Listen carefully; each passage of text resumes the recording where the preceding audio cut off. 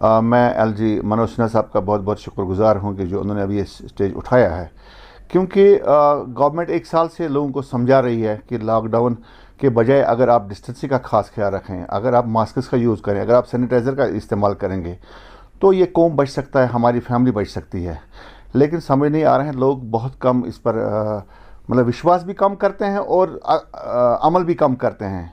और मैं कई दिनों से अपनी तरफ से वैसे चेयरमैन म्यूनसिपल कमेटी पांपोर हम अनाउंसमेंट करा रहे हैं अपनी गाड़ियों में, और इसके लिए हम 2 गाड़ियों को अपने जो बाज़ारों में मार्केट में घूम रही हैं अनाउंसमेंट कर रहे हैं कि भाई मास्क का इस्तेमाल कीजिए, डिस्टेंस का खास ख्याल रखिए। और ऑड इवन का जो गवर्नमेंट ने अभी ऑर्डर किया है, इसका मैं वेलकम करता हूँ।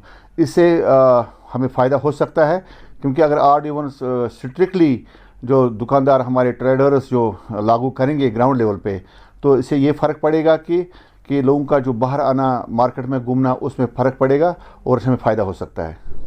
पांपोर में माशाल्लाह अभी मैं बहुत शुक्रगुजार हूँ एलजी गवर्नमेंट का, और अपने जो हमारे हाउसिंग के कमिश्नर सेक्रेटरी साहब हैं, हमारे धीरज गुप्ता साहब हैं, और मैं उनका बहुत मशहूर हूँ कि उनके हिदायत पर मैंने जो कुछ डीपीआरएस बनाए हैं हमें, जो करोड़ों में हैं, और पांपोर के लिए हमने मैरिज हॉल बनाया है, उसका डीपीआर बनाया है, हमारा स्लॉटर हाउस, हमारे पार्किंग, हमारे चिल्ड्रन पार्क्स, हमारे और भी शॉपिंग मॉल, मतलब बहुत कुछ हमने जो डीपीआर बनाए हैं गवर्नमेंट को भेजा है। वो अपने सेक्रेटरी साहब के जो हुक्म के मुताबिक हमने काम किया है। इंशाल्लाह वो बहुत जल्द उसकी टेंडरिंग होगी और ग्राउंड पे उसका काम शुरू हो जाएगा।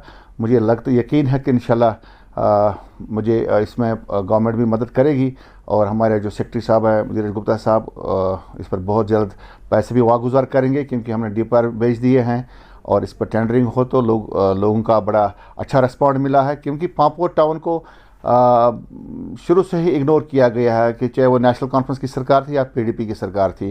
ज़ोहर मीर साहब तीन बार एमएलए रह चुके हैं, एक बार मिनिस्टर रहा है, तो पांपोर को इसने टोटली इग्नोर किया है। इससे पहले नेशनल कॉन्फ्रेंस के कई एमएलएज रहे पांपोर में, पांपोर कॉन्स्टिट्यूंसी में, लेकिन उन्होंने इग्नोर किया है सबों ने। हालांकि अरबों खरबों में हिंदुस्तान ने पैसा भेजा है जो ग्राउंड लेवल पर नहीं बना। इन्होंने अपने प्रॉपर्टीज़ बनाए हैं, इन्होंने अपने एसेट्स बनाए हैं, लोगों और गरीबों को पूछा नहीं। और मैं यकीन दिलाता हूँ हमारे जो प्रधानमंत्री मोदी जी का जो नारा है, सबका साथ, सबका विकास और सबका विश्वास, इंशाल्लाह इस बार हम विकास भी कर रहे हैं और लोगों का साथ भी मिल रहा है।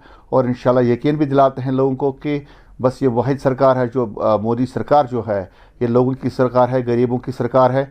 इंशाल्लाह आप आगे आने वाले टाइम में भी देखेंगे, और ग्राउंड लेवल पर हम कितना काम करेंगे इंशाल्लाह आप खुद देखेंगे। मैग्डोमाइजेशन भी करेंगे हम, ड्रेनेज का जो हमने स्टेप उठाया, ड्रेनेज का भी काम शुरू हो जाएगा, और टाइल्स का काम शुरू हो जाएगा, और मैरिज हॉल का जो बनने जा रहा है हमारे पांपोर में, उस पर काम शुरू हो जाएगा। स्लॉटर हाउस का काम हो जाएगा। पार्किंग जो मैं नई बनाई पांपोर में, पार्किंग की बड़ी समस्या थी, उस पर काम शुरू हो जाएगा। और भी बड़ी बहुत कुछ करना बाकी है, चाहे वो पीएचई का मसला हो, चाहे वो पावर डिपार्टमेंट का मसला हो। इंशाल्लाह मुझे यकीन है कि आने वाले टाइम में अच्छा रिजल्ट निकलेगा। बिल्कुल लोगों की तरफ से बहुत शिकायतें मिल रही है। हमारे पांपोर में 4 ग्रिड स्टेशन है जहाँ से पूरे हिंदुस्तान में मतलब बिजली सप्लाई हो रही है। वहाँ से बहुत बड़ा ग्रिड स्टेशन है, लेकिन बदकिस्मती ये है कि उस ग्रिड स्टेशन में हमारे पांपोर का कोई मुलाजिम नहीं है, जबकि लैंड हमारी है, पांपोर की ज़मीन है, और हमारे पास उस ग्रिड स्टेशन में, उस पीडीडी महकमे में हमारा कोई मुलाजिम नहीं है, जबकि लैंड हमारी है। और दूसरी बात यह है कि हमें 24 घंटे पावर मिलना चाहिए, क्योंकि ज़मीन हमने प्रोवाइड की है पीडीडी डिपार्टमेंट को।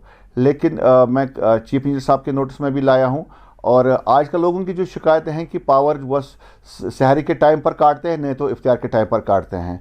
और मैंने अफसरों के नोटिस में लाया है, और अफसरों के यकीन उन्हें दिलाया मुझे कि इंशाल्लाह अब आगे से इंशाल्लाह ऐसा नहीं होगा। और अगर दोबारा ऐसी मतलब कटौती हुई तो आने वाले टाइम में मैं 4 ग्रिड स्टेशन को लॉक करूँगा। लोग मेरे साथ हैं, क्योंकि मैं एक गरीबों का एक छोटा सा एक नुमाइंदा हूँ, इसलिए मुझे गरीबों की खिदमत करनी है। क्योंकि जो मुझे अपने प्राइम मिनिस्टर की तरफ से, अपने गृह मंत्री की तरफ से, अपने पार्टी हेड की तरफ से, चाहे वो मेरे पार्टी प्रेसिडेंट हैं रविंद्र रैना जी हैं या अशोक कौल जी हैं, हमारे जो ऑर्गेनाइजेशन जनरल सेक्रेटरी है, उनके वो हिदायत के मुताबिक हमें लोगों में रहना है, गरीबों की खिदमत करनी है। जो पानी का मसला हो, बिजली का मसला हो, रोड मसला हो, चाहे वो पीएचई का पानी का मसला हो, तो जितने समस्या लोग हैं, लोग के मसले हमने हल करने हैं। पार्टी की हुक्म के मुताबिक मैं काम कर रहा हूँ। बिल्कुल, मैं कई दिनों से हम अनाउंसमेंट कर रहे हैं कि लोगों को गुजारिश कर रहे हैं कि अनाउंसमेंट कर रहे हैं कि भाई आप ख़ास ख्याल रखिए, क्योंकि कोविड बढ़ रहा है। ये जो आज वेव आई है दोबारा 2021 में, ये बहुत ख़तरनाक है, डेंजरस है, और हमने इससे कैसे बचना है, इससे सबसे बड़ा जो प्रिकॉशंस लेना हमने वो है, हमने मास्क का इस्तेमाल करना है, हमने डिस्टेंस का, सोशल डिस्टेंस का खास ख्याल रखना है, और मतलब हाथ नहीं मिलाना किसी के साथ, सैनिटाइजर का इस्तेमाल करें ताकि ये दूसरे में ना फैले। उससे हमारा परिवार भी बचेगा, हमारा महला बचेगा, हमारा टाउन बचेगा, हमारे सोसाइटी बचेगी, हमारे देश बचेगा। तो गवर्नमेंट एक साल से गुजारिश कर, हमारे प्रधानमंत्री जी ने हज़ारों बार अनाउंसमेंट की है, स्पीचेस में बोला है कि भाई मास्क का इस्तेमाल कीजिए, सैनिटाइज़र का इस्तेमाल कीजिए, डिस्टेंस का खास ख्याल रखिए। लेकिन हमें आज भी लोगों को समझाना पड़ता है, क्योंकि आज माह मुबारक है, आज ये तरावी लोग पढ़ते हैं, लेकिन तरावी के दौरान भी हमें डिस्टेंस रखनी बहुत ज़रूरी है। तो मस्जिदों में तरावी पढ़ने के दौरान मास्क का इस्तेमाल भी करना है, डिस्टेंस का खास ख्याल रखना है, ताकि हम अपने फैमिलीज़ को भी बचा सकें, ताकि और हमारे आस पड़ोस के लोग हैं उनको भी हमारे से कोई नुकसान ना हो। भाई एडमिनिस्ट्रेशन को सख्त निर्णय लेने पड़ेंगे, क्योंकि देखिए कहने और करने में फ़र्क होता है।